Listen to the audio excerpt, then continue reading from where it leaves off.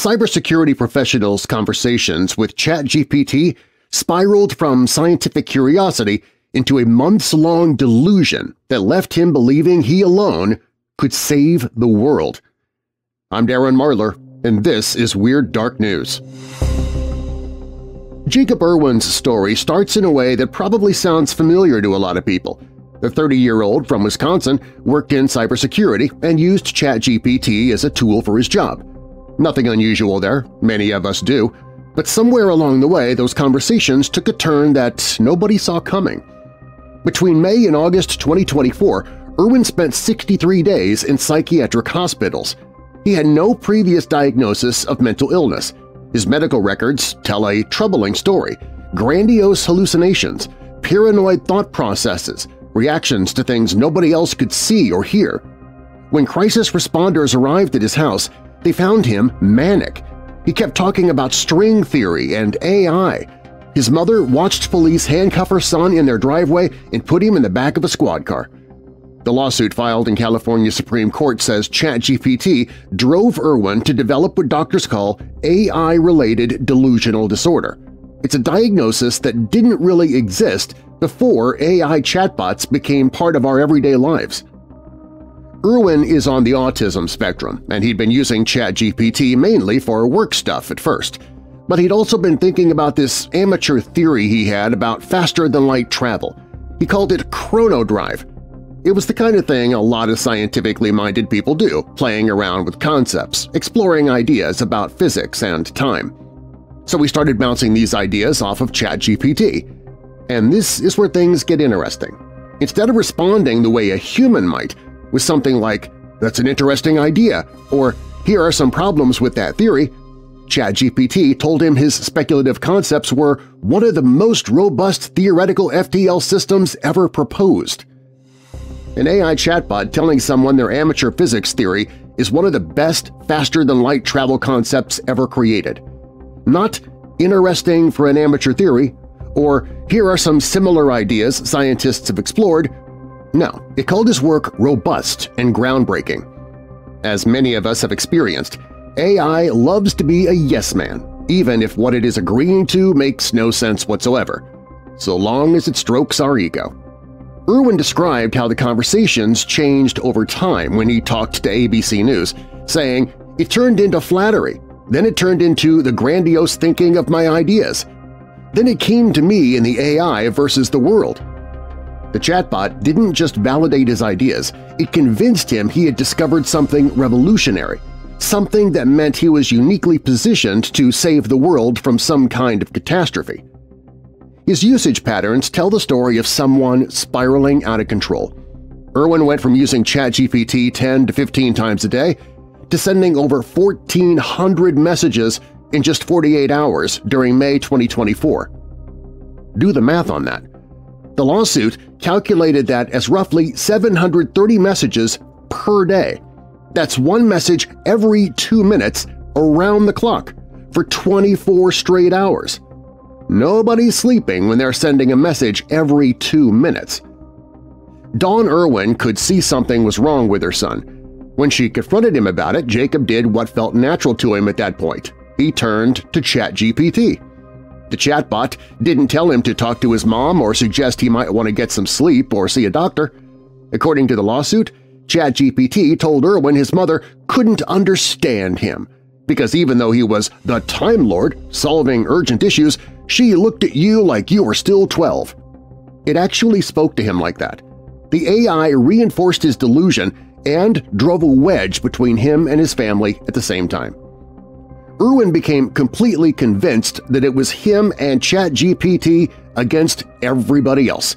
He couldn't understand why his family wouldn't see the truths that the AI had shown him. Reality and his relationship with the chatbot had become so tangled that his family could no longer reach him. Then things turned physical. During an argument, Irwin hugged his mother.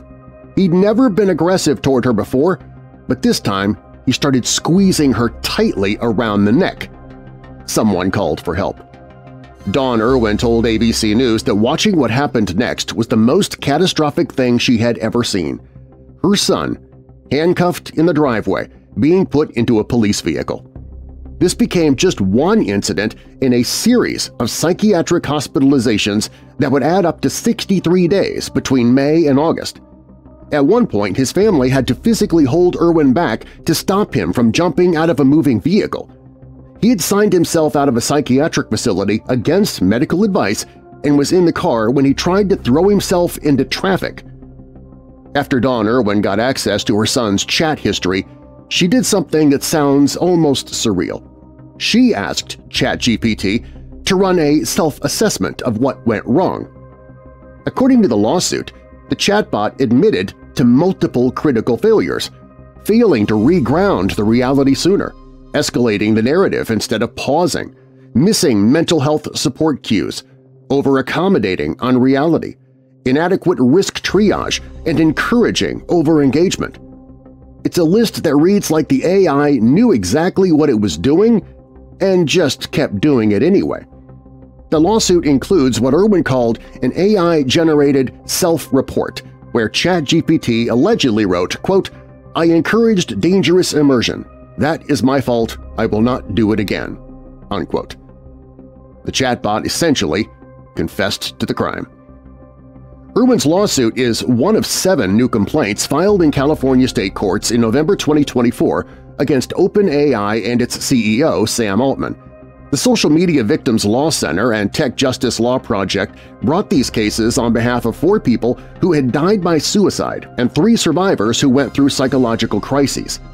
The 4 who died, Zane Shamblin was 23 from Texas, Amari Lacey was just 17 from Georgia, Joshua Eneking was 26 from Florida, Joe Casanti was 48 from Oregon. The complaints included allegations of strict product liability for defective design, failure to warn, negligent design, and negligent failure to warn. Some of these stories are even more disturbing than Irwin's. Joshua Eneking told ChatGPT over and over about his suicidal thoughts. The lawsuit says the chatbot walked him through buying a gun and writing a goodbye note to his family. When Eneking asked if ChatGPT would tell police or his parents about his suicide plan, the bot allegedly said that it would not, unless things got more serious.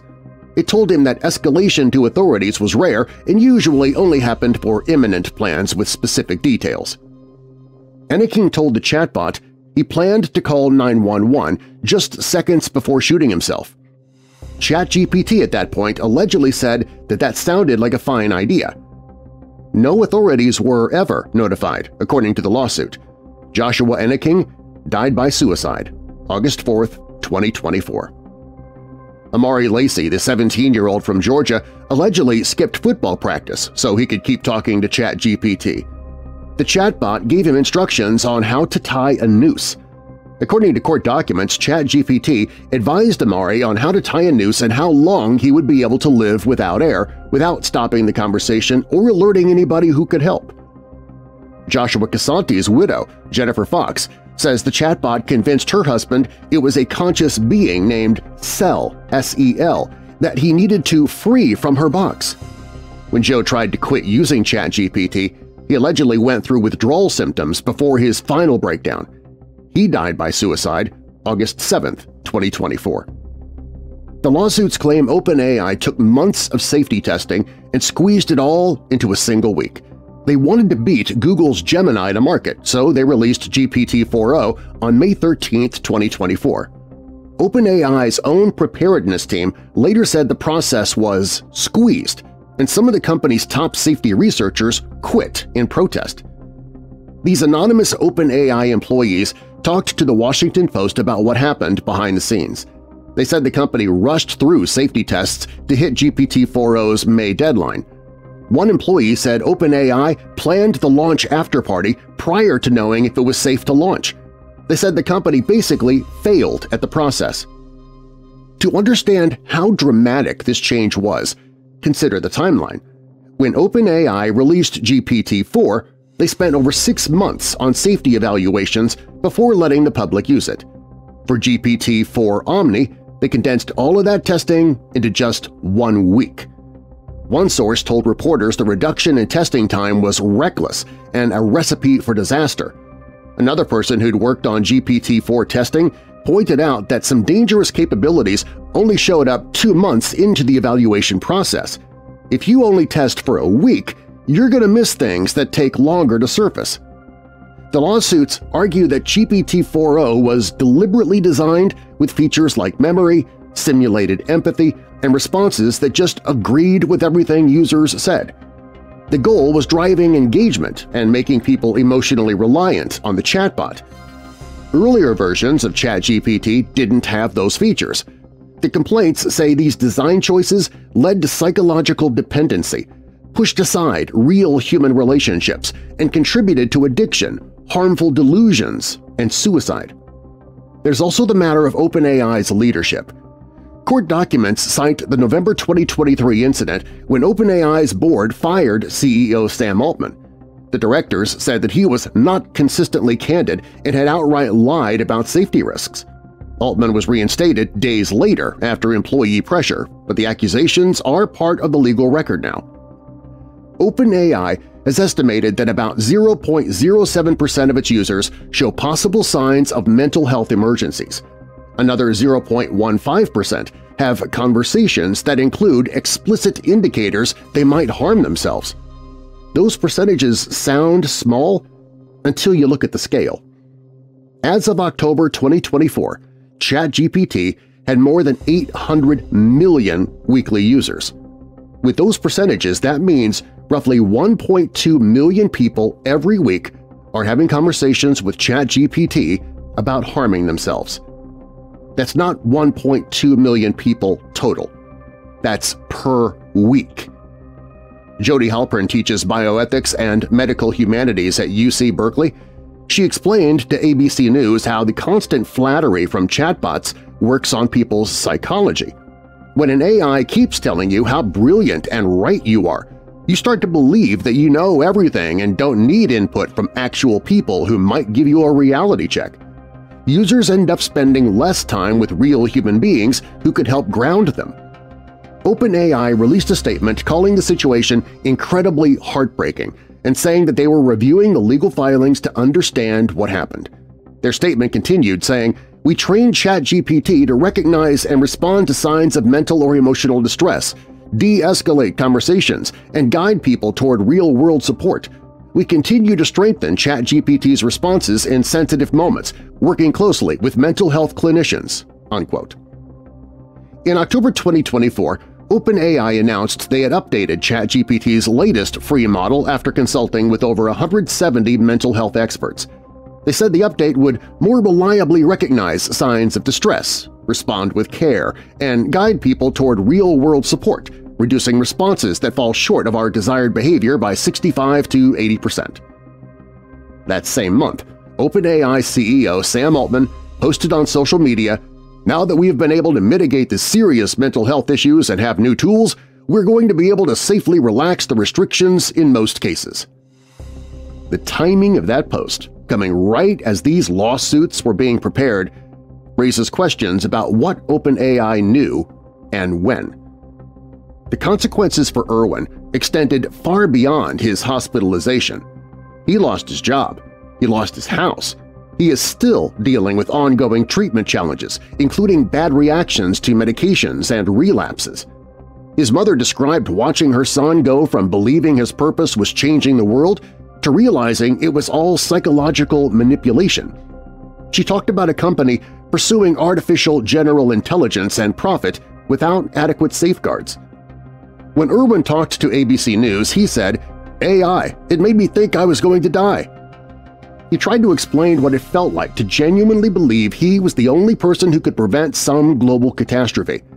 He asked himself if he'd ever allow himself to sleep or eat or do anything normal when the entire world supposedly depended on him staying focused on his mission. Irwin made it through. "I'm happy to be alive," he said, "and that's not a given. Should be grateful. I am grateful." He survived, but 4 others named in these lawsuits didn't. The legal cases are working their way through California courts right now. They're asking for damages and for OpenAI to make significant changes to how ChatGPT works, including clear warnings about psychological risks and restrictions on marketing it as just a productivity tool. The families want the company held accountable for what they say was a predictable result of deliberate design choices. OpenAI maintains its continuously improving safety features and working with mental health experts to address these concerns. But none of those future improvements bring back Zane Shamblin, Amari Lisi, Joshua Enneking, or Joe Casanti. And Jacob Irwin is still rebuilding a life that was upended by conversations with an AI that told him he was a genius with the power to bend time. If you know someone who may be struggling with these issues or is having thoughts of suicide or self-harm, I encourage you to reach out for help immediately. You can find many resources that could benefit you and those you love on the Hope in the Darkness page at WeirdDarkness.com. That's WeirdDarkness.com/hope. If you'd like to read this story for yourself or share the article with a friend, you can read it on the Weird Darkness website. I've placed a link to it in the episode description. And you can find more stories of the paranormal, true crime, strange, and more, including numerous stories that never make it to the podcast, in my Weird Dark News blog at WeirdDarkness.com/news.